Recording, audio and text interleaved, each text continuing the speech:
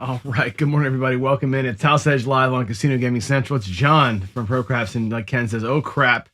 It's John again because today's the letter O for the gambling series. All right. For the ABCs of gambling. Now, I made mention of this on Monday. I forgot yesterday. So let's talk about it again today. One of the things I want to do after this series, maybe not right away because it's going to take some time to put it together, but I would like to do the ABCs of YouTubers, of gambling YouTubers. And ideally, if I can pull this off every day, maybe cover like 4 or 5 or 3 or so channels that start with the letter A, B, C, D, but have one of them on, have somebody on with me that day. So I worry about some things like B is going to be a billion blackjack channels and R is going to be a million roulette channels. And of course, C will be a million crap channels, but all around the alphabet, there's lots of great channels out there that have names that kind of span the alphabet. So, if you know somebody who runs a gambling related channel that you think would be a great guest that could represent their letter really well, let's do it. I also want to revisit part of the show series is, remember way back, we were going to do the United States of Craps. I want to go back to that again. I did one episode of that and never got back to it. And again, it's going to take me some time to find people who live in every state that are craps players and get them on and talk about their state. So that's the thing I wanted to do as well as kind of an entertaining deal here. So people say, what are you going to do for your show? How do you come up with show ideas? This is what I do. I just think of shit like this and off we go. So if you've got YouTube channels you want me to cover, put them in chat, put them in comments, email me, john@procrafts.net. And I'll be happy to start getting the list put together to kind of cover the ABCs of gambling YouTube, and also your state. If you want to represent your state, please write to me and let's have you represent your state. I would love to have state representation from people who aren't necessarily YouTubers. That'd be so fantastic. Also, I'm still doing the dual stream thing. So I've got again YouTube should be streaming twice right now to 2 different channels. I can't tell who's where at all.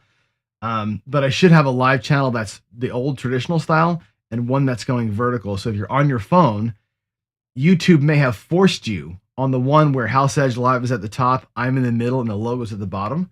Let me know in chat if that's what you're seeing. And if YouTube did it automatically, or can you get the other one? I just want to know kind of how this works. This vertical streaming option that I've got now.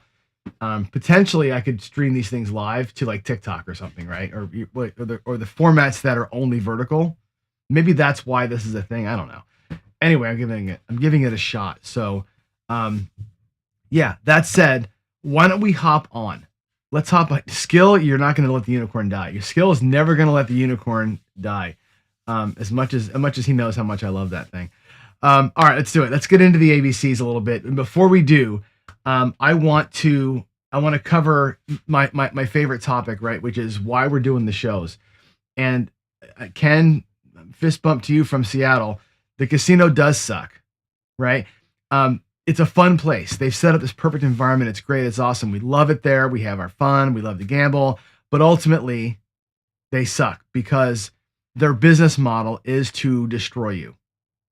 Plain and simple, with a happy face, hookers and beer, right? They're looking to take every dime you have. That's their business model. They win when you lose, period. It isn't like you're getting a nice, well, I guess maybe you get fed, maybe you get a steak dinner. I'm lying about that. They will feed you sometimes while they're spanking your ass. That's what happens. Okay. And if you get good enough to win, Sport Sharp or whatever, you don't get to play. You don't get to be here anymore. That's what they do. That's their business model. So we try, all of us who have some scruples, try and find ways to help you through it, right? One of the ways that we try and help through is this framework called the Bridge. Okay. This is a brainchild of David at Casino Quest, just putting the words to it, right? Understanding your bankroll, what it can do for you, understanding how you feel about risk, how you see opportunity, either to leave or to lean in. Do you have discipline? Do you set goals? Are your emotions in check, right?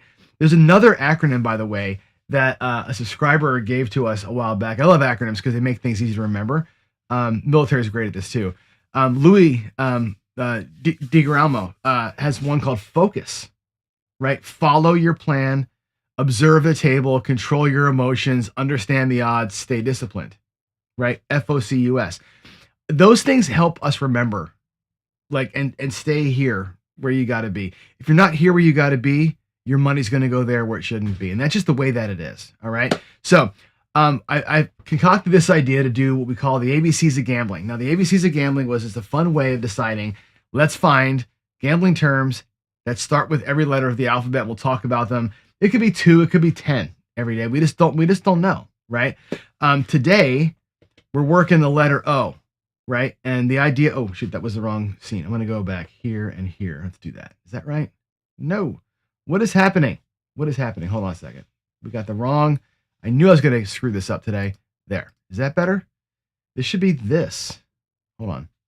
Hold on. See, it ruins my whole rhythm when it goes wrong. There we go. Oh my God. Hit the wrong button and everything goes to hell in a handbasket. Today's letter O. And O is for optimal play. Okay. And what's tough about like my job, my gambling education, it's knowing the right play and like making the right play are two different things. I think a lot of us know the right play, right? You memorize the basic strategy chart in blackjack. You can recite the house edge in your sleep. You can explain the Kelly criterion at a party, but you can still walk in the casino and light your entire freaking bankroll on fire because optimal play isn't just knowledge, it's execution when the pressure's on, right? It's like sizing bets right when your brain's telling you not to or your heart's telling you not to. It's recognizing when you're overconfident. And I want to cover today a little bit of that, a little bit what real odds look like, and give you a couple of fun definitions there at the end. So that's the plan for today.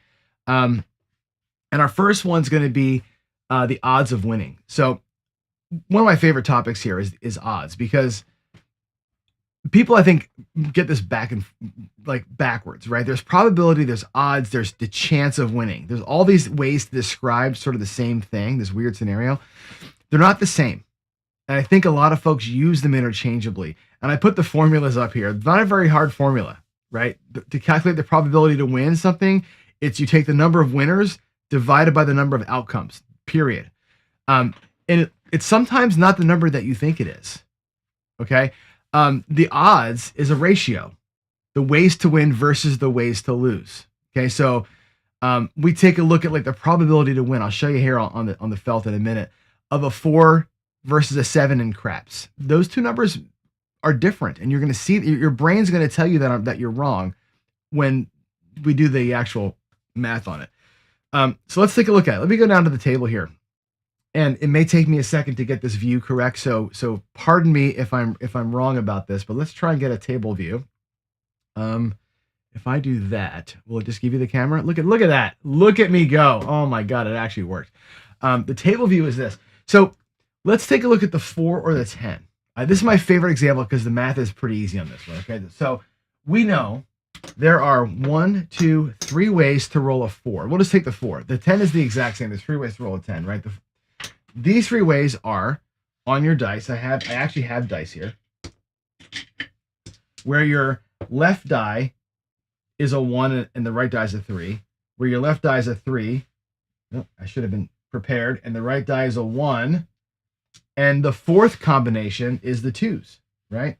Here's your 2, 2. That's your 3 ways to roll a 4. There are 2 dice. Each one can land on any number, right?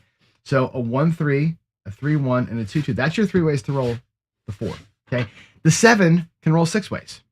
Okay. And I don't have enough dice to do it, but you've got your 1, 6. You've got your 5, 2. You got your 3, 4. And you've got the reverse of that. You have a 1, 6 and a 6, 1. 5, 2, 2, 5, 3, 4, 4, 3. So you have 6 ways to roll a 7. So that means I'll use red tips for that. I'll put the 7s on the don't pass. 1, 2, 3, 4, 5, 6 ways to roll that 7. 3 ways to roll that 4. Now your probability is the overall. Okay, and again, the probability to roll a 4 is 3 ways out of a total of 36 ways. There's 36 ways a dice can roll in total. Put the dice back over here. There's 36 ways to roll the dice. Period. I think the people on this view, oh, you guys can see it. There's 36 ways to roll the dice. 3 4s, 6 7s. Probability of rolling a 4 on the next roll. Okay, again, look at the formula we gave. It's the winners, the 3 you're looking for, versus the total number of outcomes, 36. Okay, that's 8%. 8% chance to roll 3 out of 36. However, when you're looking at beating the 7, it changes things because it's not the next roll. It's this or this and a bunch of crap that happens around that. The 11s and the 5s and the 8s and things we don't care about. When you're looking at this probability, the 4 versus the 7, this is what Waylon's Way Craps. He's here, I think, today, right? This is him talking about the secret sauce of craps, or the craps is built around the 4 and the 7. This is kind of the magic of that. Now, what's the probability of the 4 coming before the 7 comes? Okay, there's 3 ways to win. There's 6 ways to lose. There's 9 total combinations here. 9 total. 3 out of 9 is the actual probabilities of this beating that. If you're doing a hop down the 4, it's 3 out of 36. You follow me? 3 out of 36 on the hop, 3 out of 9 when you're looking at the 4 versus the 7. When you calculate the odds of winning a bet or the odds of something that can happen, the probability that this is going to be the case, this is how we state it. The probability or the odds here are 2 to 1. If I go 6 to 3, looks like that when I reduce the fractions, 2 to 1, right? 2 to 1. 6. My God, my brain's losing me here. 6 to 3 is 2 to 1. That's your odds. The chance to win this bet, though, is 3 out of 9 or 1 out of 3. If you reduce the fraction, 1 out of 3, 33% chance to win this bet versus an 8% chance to win the hop bet. So know the difference in how we calculate that. The odds of winning this versus that is 33%. 3 versus 9 total. Here it's 3 versus 36 total. So when you think about the 4 and the 7 in craps, and every game works the same way. If I look at like a street bet in roulette, and I have a roulette table here, but a street bet in roulette where you have 6 ways to win and 38 ways that the dice can, or that the ball can land, it's 6 out of 32 total combinations, right? Or 6 out of 38. When you're looking at this versus that, it's 6 versus 32. So you have to think about when you're calculating your odds, it's not just the total possibilities. And again, roulette is a game that's very much like, I got to get back to the other screen here. How do I get back to the other screen? I want to go to, hold on. I want to get back to this. I think I was here, right? Was I here or was I here? I was here. There we go. In a game like roulette, every bet's a hop bet, right? So you're always looking at on a double street. I can win 6 ways. I can lose 32 ways. So that ratio is 6 to 32, right? And that's how you calculate that out. Know what gets you, know what you're looking for, and know the ways that the total possible outcomes. There's nothing in roulette where we don't care. In craps, there's a lot of rolls you don't care about because you're not on those numbers. Craps is a very different game for a lot of reasons, and that's one of them. All right. So again, you look at the relevant outcomes, and that's where you get the 1/3 chance to win. Okay. The odds question again is how do my wins compare to my losses? And that's the ratio you see on screen there, the winners to losers, right? So again, in this example, 3 ways to win, 6 ways to lose. The ratio is 3 to 6 or 1 to 2. And we say it, the odds are 2 to 1 against. So you reverse the way you say that. So it's the same math, right? There's still 6 ways to lose, 3 ways to win. The odds are 3 to 6 against you. Reduce it down, 1 to 2 against you. Reverse it when you say it, 2 to 1 against me. That's how you say that. Okay. So remember, all of it matters though, right? And I know I get pedantic sometimes about some of this nitpicky shit, but it matters because the odds tell you what the fair payout should be. In this example with the 4 and the 7, because you're a 2 to 1 dog, right? You should get paid 2 to 1. That way, over time, you break even, right? But if over time we break even, the casino would never be able to stay open. They would lose money, right? Or they would tie. So they have to get you a little bit. So instead of paying 2 to 1, it pays like 1.9 to 1 or whatever the ratio they have is for that. That's your house edge. That's how it works. All right. So when somebody says the odds are 5 to 1, what they're saying is for every 1 time it happens, it doesn't happen 5 times. That's different than probability of saying 1 out of 6. Difference. Y'all follow that? It's tough, but it's the way that it works. 1 out of 5 is different than 1 out of 6, but it's the same set of outcomes. 1 way to win, 5 ways to lose versus the 5 to, right? Okay. I don't I want to get circular with it, but it's hard to get your brain wrapped around the difference between those two things. All right. Probability is your chance of winning. Odds are what you should get paid when the chance for taking that chance. That's the way to kind of memorize that. If you confuse them, and sometimes even I explain them, I get confused with trying to make it work right. It can break your brain, but you got to know that going in. All right. The next kind of thing I want to talk about then is sports betting odds. Okay. Now again, I'm not a sports bettor, but by the way, I want to call something out. I told you the other day, guys gave me shit in chat for it, but I was right. The first line on the Hawks Patriots game was, I think, 2.5 or 3. I forget what it was. The night they won the game, right? The night the games were over, the first odds came out there. I think they were 2.5. I think the Hawks were 2.5 favorite. Now they're 4.5. I told you it was going to move. That line was going to move for some reason. It's where the money goes. We'll talk about that in a minute. But when the line moves, there's a middle opportunity in there. And again, to me, it's not about, of course, I'm a homer about the Hawks, right? But it's not about who you think is going to win. It's about finding the middle of that, right? You find that middle zone. When this line moves again, and it will move again to 5.5, maybe 6, because again, it's where the money goes, right? When it moves again, there's going to be a big middle for the guys that bought at 2.5 on the first night. So that's what I was talking about that day, and it's happening right in front. You can watch it happen right now. As reports come in, as blah, blah, blah happens, and the money moves around, the odds move. So look for that middle. Anyway, one thing we want to unlearn about sports betting, and I'm trying to learn sports betting, by the way, is that the line is not the sports book's prediction of what's going to happen. And I, as I teach this, right, I myself didn't realize that, right? But really, it's their prediction of where the money's going to be, because their goal isn't to be right about the game. They want to be right about the score about the game, but they don't care who wins or loses, right? Their goal is to have equal money on both sides of it, so that they collect the vig no matter who wins. They're not really gambling in this case. The casino's not gambling against you. They're brokering bets, right? And they're looking at a lot of people betting one side and the other side, kind of like the pass line, don't pass line and craps, but that's never an even number of people, right? We can decode it a little bit. Well, let's take this game, right? The Seattle New England game.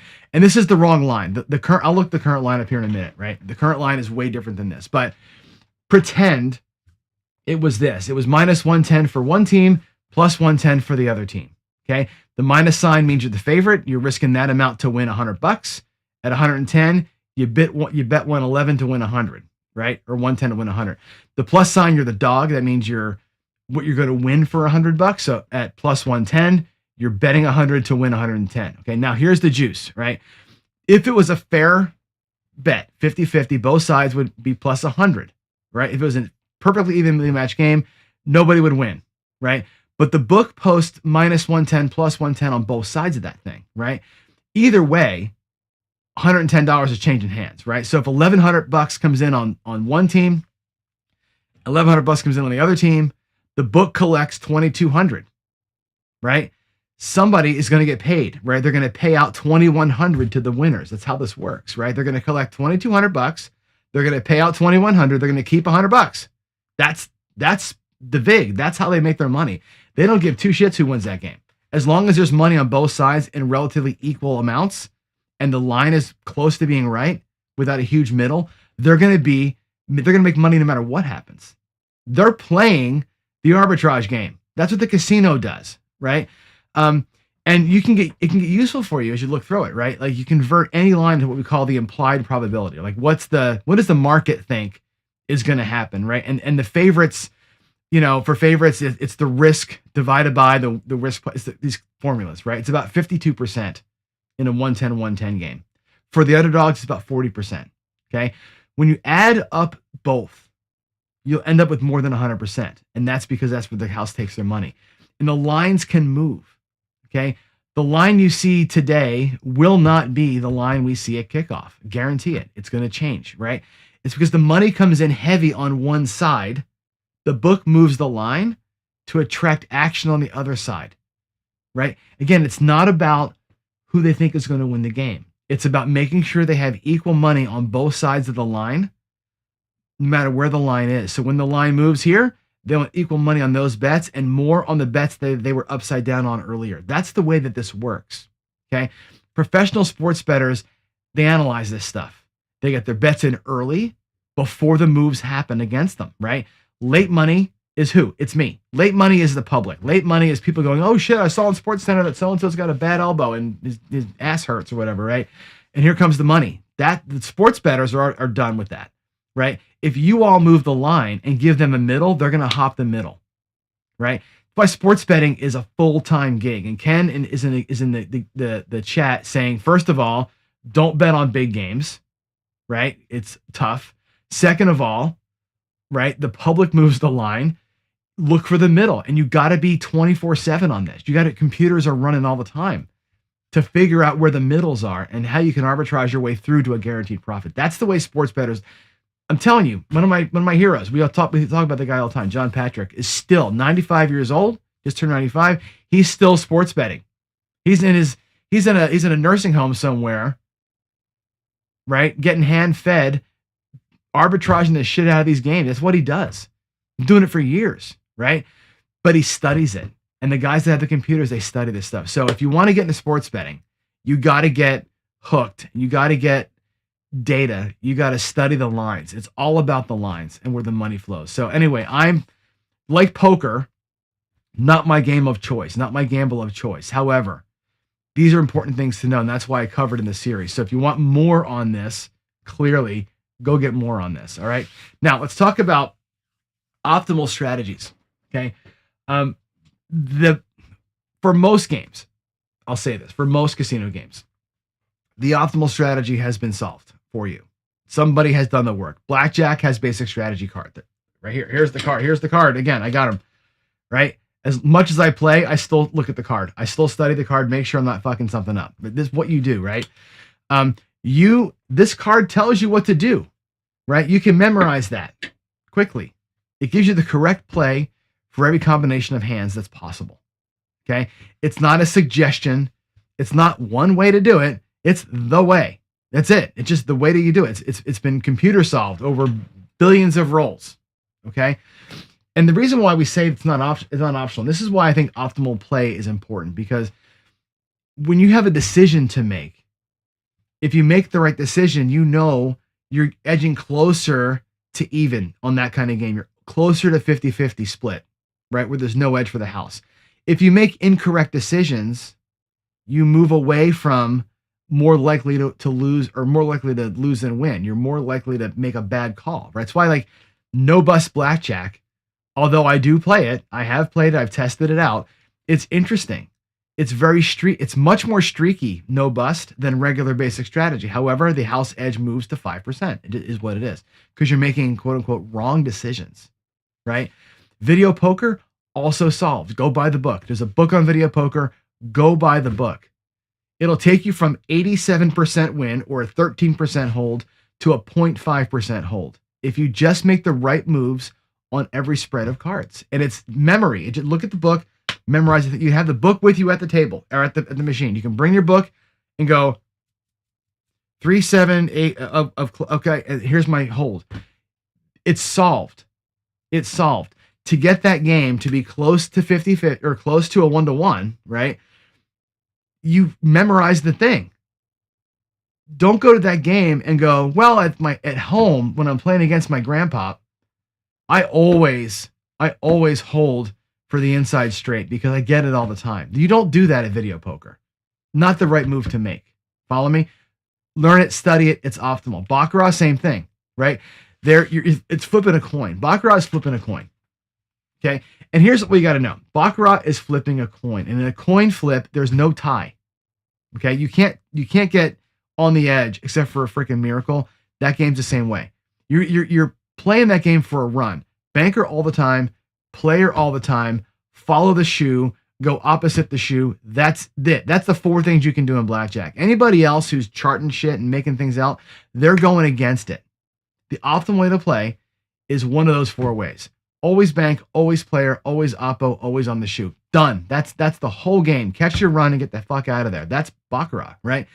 When we try and outsmart the games where there's clear decisions to be made, we lose. Now, Craps is a different story. The book will tell you optimal bets are known. Pass line with max odds, maybe some come bets, that's it. Okay? But craps is a different game. It's a game of opportunity, unlike any other game. Optimal doesn't always mean profitable, by the way. It just means losing less often, right? In craps, you have this weird way with the way the puck works that you can win way more often than you lose, even when you're within probability. Okay. You can get 5 wins in a row before a 7. You can't get that in other games, right? It's just a different animal. Optimal in craps does get you closer to the mean, like the other games do. If you want to stick to that way, you're fine. However, optimal in craps means taking advantage of the streaks in different ways. Roulette's got a similar vibe to it. Okay. It has optimal ways to play. It's certainly not the red and black, which is worse for you than craps, right? But there are ways to use profits to create opportunity in a game where you can stack wins on multiple areas that pay greater than 1-to-1. When the bets pay greater than 1-to-1, you have opportunity in there to build in different ways. All right. Now, the probabilities will catch us all in the end. Okay, we know that. Right? You have, again, your emotional state has to be aware of. I know that the probability will catch me in the end. Variance is also going to work against me sometimes. Okay. But the short-term hits of greater than 1-to-1 bets can be optimized to create massive opportunity. I think it's easy, right? I say it's easy. Learning optimal strategy is easy. You can learn baccarat and blackjack and video poker in a weekend, right? The hard part of it is doing it when you're there and you're tired and you're drunk and you're winning or you're losing and your brain goes out the window, right? The guy next to you is snickering at what you're doing. That's when it goes to shit, okay? But learn the optimal ways to play. It's not like like I said, it's not rocket science, but learn it. All right, here we go. Next up, we're going to look at what's next. We have optimal bet sizing, which I think is kind of fun. This is a good couple of topics here. So you've picked the right game, okay? You know the strategy. You got your bankroll, right? And now how much do we bet? That's always the question, right? And a lot of players just bet what feels right. Like, oh God, I'm losing. I'm going to, what, right? They're comfortable, right? When they're cautious, they're bigger when they're confident. It's all backwards, right? Bet sizing should be calculated, not based on what your heart says, right? If you're in a situation where Kelly can apply, you have an advantage. You have math on that. You have an edge, right? If you have an edge, and it's a big if for most of us, right? Kelly gives you the percentage. Go watch the K episode, how we do Kelly criterion. It lets you bet a part of your bankroll based on your edge, right? So if you have a 2% edge, a 1% edge, a 5% edge on a given bet, God forbid you have a 40% edge like you can sometimes or 20% edge in crap sometimes when you're on the don't. Portion of your bankroll goes to that. That's Kelly, right? But it assumes you know your edge and you've calculated it right? If you overestimate that, you overbet, right? That's why serious players will use fractional Kelly, like half or quarter, building in some uncertainty margin. Now, for recreational players, we're playing the negative expectation games. Most of us are playing craps and roulette and Bach and these other and video poker, whatever, that are negative EV games. Most of us play that way. Here, bet sizing on a J curve might matter more. When you're down, you're betting less as you're losing, and as you come back and win, you start hammering the win as you come up. It means your losses hurt less early than late. It means you recover your money on a plan. You profit on a plan. The J curve is a very powerful way to play. Okay. You can press when you're winning, right? You can be same bet, and then go to something structured. And again, structure gives you balance, right? A 1-3-2-4 when you're winning. A simple up and pull, up a unit, pull whatever, up a unit, pull more, up a unit, pull more, right? That's these little tiny percentage increases or planned marches are different than pressing emotionally. Like I got my 6 up to, oh my God, my 6 at 120.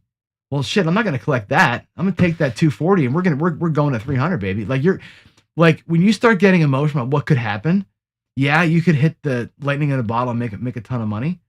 But if you're marching your approach, you're more likely to see a steady up and down versus this jaggedness. The jaggedness kills your psyche, right? Again, we don't want to hope that things happen. We want to know things, how they're going to work out, right? So I think your bet sizing Should be a decision that you make before the session. And it works on the negative side too, right? If you want to be a ladder person, your bet sizing is predetermined. There's no thinking. If you're going to go ladder system, you know it's 25, it's 50, it's 75, it's 100, it's 75, it's 100, it's 75, it's 100, 125, 150, 125, 100. Let me check my bank account. I'm probably back to even by now, right? It's a forced march. Bet sizing is baked into the system. You can't screw it up unless you get scared. Unless you get scared. That's I told you about yesterday in negative progressions, right? People get scared when they play ladders. You can't play a ladder and be scared. All right. Next up we have what? We're going to do odds laddering. Now, this is an interesting one. I've done this with you before, okay? Nobody really talks about this, though. And I think it's an interesting way to play craps. I'm not sure if it's the smartest way, but it's a very interesting way. So here's the setup, right? We know in craps, the pass line has that 1.4% house edge. It's great, right? But the odds pay true. The odds they're actually being paid according to probability, like we talked about earlier. They are giving you the actual what you should get paid, right? It's an interesting scenario for us because if we look at some different ways to use the odds, right? I think the odds can be used as recovery and as a hammer. So if you're going to increase your exposure during a session, make bigger bets, right? Because you're winning, you want more action, whatever it is, right? Where should the increase in those bets come from? Put it in chat. Where should the increase in your bets come from, right? If you're a negative progression person, it comes from your bankroll. If you're a positive progression person, right, it comes from your wins, right? Most players, and I do this too, by the way. If I'm playing a 1-3-2-4 flat line, I'll bet the line flat, okay? Most players raise the pass line bet or the don't pass bet, either way, right? Potentially that's wrong. You're increasing your exposure, okay? Granted with wins on a parlay, but you're increasing exposure on the part of the bet that the house takes the tax on, which is the flat bet. If you odds ladder instead, take the win and hang on to it, right? That becomes 1x odds. If I have a $25 pass line bet and I catch a come out 7, when the point gets set, that $25 becomes my odds. It's double free odds. It's free odds in the sense that there's no vig on it. It's double free because it's my win that goes on that thing, right? If I win again, if I win the flat and the odds bet, the person hits the point. Now I've got a unit down from my flat bet, and I've got a couple, maybe a unit or a partial, one and a partial unit from my odds bet. Guess what? The next time out, it's the same little tiny flat bet, and I can go 2x odds with all the wins. All the wins are stacking it up. By the time you get to a third win, you've got profit in the rack. All your odds are 3, 4, 5, or 6 times bigger than the first bet was, all on profits. Pressing with wins on the odds side of it, right? People don't talk about that. The extra money that you're betting, just like on a pass line press, is going to the house, obviously, if you lose, but it's all going on a zero house edge bet, which is very interesting. You finally get paid right. It's awesome. You can use them as loss recovery too. I was thinking about this the other day. Instead of martingaling the base bet or laddering the base bet, keep the base bet small and flat, right? If I lose, my odds go higher. If I lose again, my odds go higher. If I lose again, my odds go higher. When you get the win, you're getting paid extra, not the flat bet increase. The odds pay more. So your recovery path is a little bit faster. So increase the odds on loss. Now, yes, it comes from your bankroll. So in that case, the negative ladder, you need bankroll for it. But you can recover quicker as you grow the odds on the losses. Interesting way of, and again, you have your flat line, your flat bet come out winners also. So it's a way to kind of increase your exposure, your variance, without increasing the rate at which the house takes the money. Okay, you need money to do this. Obviously, you need a table that has 10x or higher odds, so you have room for your ladders, positive or negative, and you need the bankroll again to support the higher bets. So, finally, of course, discipline. Right? If you don't have discipline, you can't do it. You get scared, you're going to revert back to your emotional state. You're not going to work. Right? But if you want to be at the table anyway, odds laddering, I think, is a cool way to kind of catch it. It's a cool way to catch a run with mathematically sound bets, and it's being aggressive on the punch with it. So anyway, I might do that on Friday. I might actually show this one on Friday during Friday Follies. I've done it with you before. I never gave it like a name or anything. I just did it. We'll take a look at it here on this felt on Friday. How about that? And again, I think the house edge lives on that pass line bet, not the odds, right? So if you're going to press the free part, not the taxed part. And I think odds ladder is a way that we can use some good money. Yes, you know what's funny? Overconfident was actually part of the original O's. I had overconfident here, but I took it off. I took overconfidence out only because we've talked about it ad nauseum. But I will circle back, and I want to cover it here in this last little bit. So let's actually move into the last bit, which is this other things. And let's just give some quick definitions, and I will cover overconfidence because I think it's important that we do. All right. Before closing the letter O, let's rapid fire a couple of just definitions. I think some days these topics don't deserve an entire 5 minutes, but they're interesting things you should know if you're coming through gambling for the first time. Okay, OTB, off-track betting. This is placing horse race wagers away from the track. Parimutuel, meaning you're betting against other bettors, not against the house. Okay, so you see guys in the casinos watching, they can turn little TV channels, they can watch the Santa Anas or the Delaware tracks or whatever. They're betting horses everywhere, right? The track takes a spiff off the top, right? What's left gets split amongst the winners. When you take away the horses and just play the numbers, almost like a lottery, it's pure odds calculation. Okay, which horses are public is overvaluing, right? And which are undervalued. That's all that it is. It's just an odd. It's just no different than sports betting, just an odds play, right? Find the holes in that and bet the lottery ticket. Bet the numbers, not the horses. Okay. There's an edge there if you're willing to put in the homework on that. Okay. The next one, one-eyed jacks. One-eyed jacks and suicide kings are wild, right? One-eyed jacks, jack spades, jack of hearts. When you draw them on a deck of cards, they've got the sword in their head. They're both right. Suicide or I'm sorry, that's the kings. The jacks have they're looking sideways, just one eyes. They're always wild cards at home poker games, right? When somebody calls them, now you know what that is. What are you talking about? It's the one-eyed jacks. And I should have had cards here in front of me, but yeah, their jacks are kind of faced sideways, so you just see one of their eyes. Outside bets in roulette, they're the bets on the outside, right? Not the numbers. That's like the dozens, the high-low, the odd, even, the red, right? They pay out lower, but the odds are a little better than the inside, right? If you're going to play roulette, the math hurts you least out there, and they're also easy to play, right? If you're just dipping your toe into the roulette waters, you don't want to lean in and touch people, stick on the outside, and that's there. And obviously, the opposite of that is the inside bets, which is the numbers. Outs, it's a poker term, the number of cards left in the deck that complete your hand. You got 4 to a flush, 9 outs, okay? Open-ended straight draw, 8 outs. Counting outs is how you calculate the pot odds and decide whether a draw is worth it. Or a draw is worth chasing. It's math, really not hope. So overlay, the odds being offered are better than true probability. They're the holy grail, right? If you can find it, right? If a bet has a 40% chance of winning, but pays like it's 30, it's an overlay. That's rare. It's a mistake. Software finds this. This is why you need like an unabated like team behind you who has software that finds this kind of stuff. So those are the 5 definitions I wanted to cover. We should talk about overconfidence a little bit. I don't know where this term came from. I always word overconfidence as though you're selling wolf tickets. I don't know where that came from. A buddy of mine used to say it, and I kind of caught on. But when you're selling wolf tickets, to me, that means you are cocky and you think you know what's about to happen, or you're on such a great run you can't lose, right?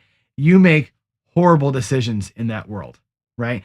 I think a lot of dice setters can be overconfident with their skill, right? I can do this, therefore I will bet that, right?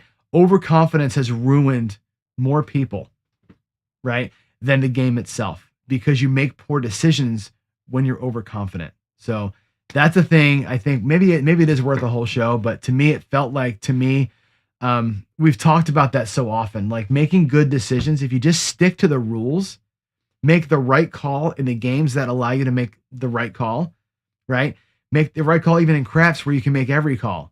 But when it's time, when you're in profit or when you're down, making the right move with your money is where that is, right? That's not overconfidence. That's just understanding the game. All right, guys. I think that's what we have here for the letter O.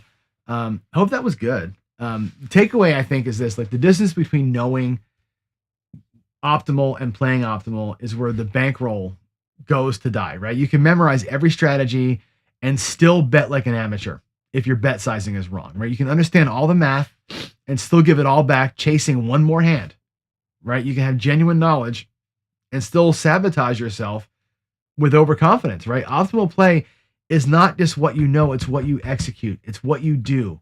Whether you're under pressure, when your emotions are begging you to deviate away, optimal play and discipline work together. I know the right move. I'm willing to make the right move, right? Play things that are solved, not felt. Size your bets with math, not with your gut. If you're a craps player, let's look at odds laddering a little bit, right? Press the free part, not the tax part. And that makes perfect sense to me, right? And check your confidence against actual results. When you hear yourself saying one more hand, that's the sound of discipline failing, right? Optimal play is a practice, not a destination. I think you get better over time. And once you do that, the gap closes a little bit. All right. So let me come back to here and we'll just chat for a little bit. I might look at some Q&As. I think we might have some questions. Yeah, let me go, I think here. Is that how we do it? That's how we do it. If you have questions, by the way, always put a Q in front of them. That way I can see them. In the end, what I do is I kind of do a filter of all the chats. And I just look, oh, wait, I need my keyboard. I just look for the letter Q. If I see a letter Q in the chat, my filter finds it and I can answer the question very easily. All right. Skill has one question, which he reminded me to, you would crack me up, buddy. It's so funny. How hard is it to correctly calculate the amount for the lay bets on the ATS? Ooh, that's a different one because think about a lay bet in it's the same thing. It's no different than the don't pass odds, if you think about it, right? If you have the ATS and you're only needing one number, let's say it's the 11, okay? So you stand to win X, and put the money aside, right? What can beat you? The 7. There's always 6 ways to lose the ATS. There's always X number of ways to win. In this case, you have 2 ways to win on the 11, right? The 6-5 and the 5-6, the dice reversing, right? So it's 2 out of 6, right? 1 out of 3. The odds are 25%. You have a 25% chance for the 11 to come ahead of a 7. That's the way that works, okay? But you're 4-to-1 dog or 3-to-1 dog on that. That's the math on that, right? So the bet sizing should be proportional with those odds and what you've got out there, what you stand to win. And again, what you stand to win, let's just say it's a 150 table and you have $10 on it, right? It's 150 and it's 30-30, right? You have 10-10-10. So the 150 pays 1,500, right? 10 times 150. The two 30s pay 300 each. That's 1,500, 300, and 300. $2,100, right? If you need one number and you can lay it, let's say it's a 9 or something like that. You're going to give up some of your win to lock in a profit. Maybe you bet the 9 for, I don't know, $600. You lay the 9 for 600 to win 400. You're locking up 400, but you're giving away 600. So you're locking in 400 or 1,500. There's formula in there for this. We might want to talk to Matt about running different scenarios and find out what the optimal size of that is. But in that case, you have a hammer.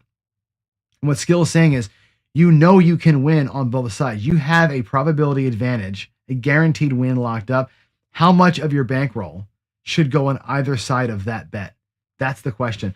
I can't calculate it here like this, but it's something we should definitely look at. I think it's a great question, Skill. I don't know when. I was talking to David yesterday. I may scoot to Vegas in the next couple of weeks. We have an app release coming on Monday, one again the following Monday, and then we're going to pivot the app development into more of a social network type of thing. And when I do that, I got to be in person. We got to really kind of whiteboard the whole thing out. So probably in 3 weeks or so, maybe 4 weeks. I don't know. Sometime in January, February, I'll be there. I'm not sure when, but I'll definitely get out there. Let's see who else is out here. I'm looking through other chats here. Gary, yeah, I'm having fun with the series too. I'm enjoying my time doing this. And like I said when I first started, I don't know everything, right? I'm not a sports bettor. I'm not a poker player, right? I don't play other games like Texas Hold'em or UTH. I don't play these games, right? But teaching them, I have to study them. So I'm learning a little bit more about it. And I think that I'm a good enough teacher that I can present it so that even though I don't know it, I'm giving you good information. Now, having fun getting into different things besides craps 24/7. So I'm glad that you're liking it. I'm having a good time. Waylon adds an O, outlet. Outlet in every game. And G, I did GTFO. Know when to GTFO, right? Have a goal, get out, have a way to bug out. Tom Marco, there are 2 running because I have one that's optimized for portrait, vertical, one optimized for landscape, your phone sideways.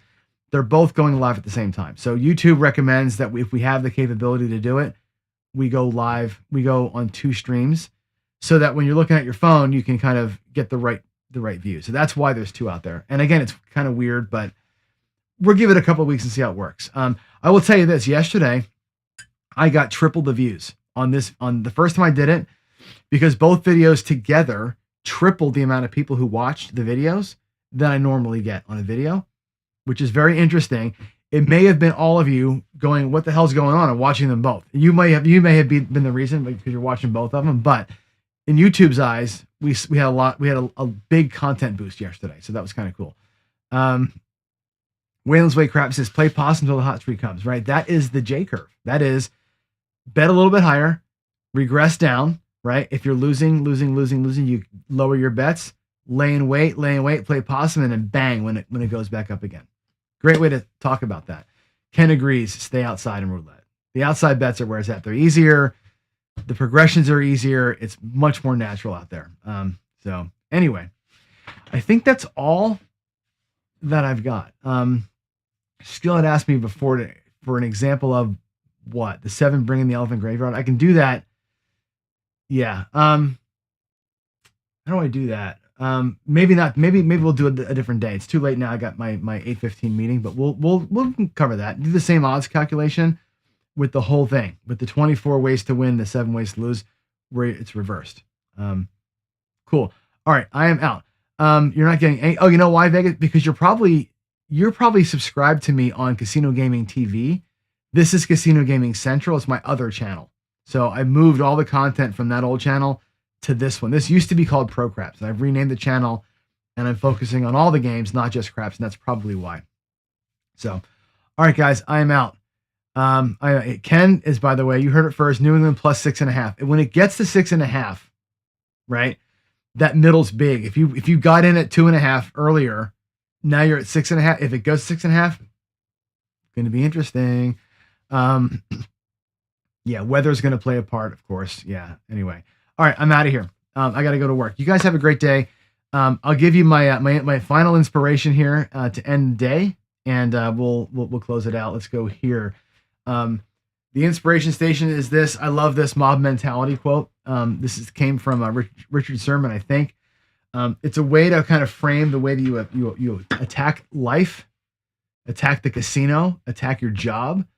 Mob mentality, mission over bullshit. Do not be distracted by what's happening around you. Stay on target. To quote Star Wars, stay on target, stay on target. You'll have a great hump day. I'll see you tomorrow.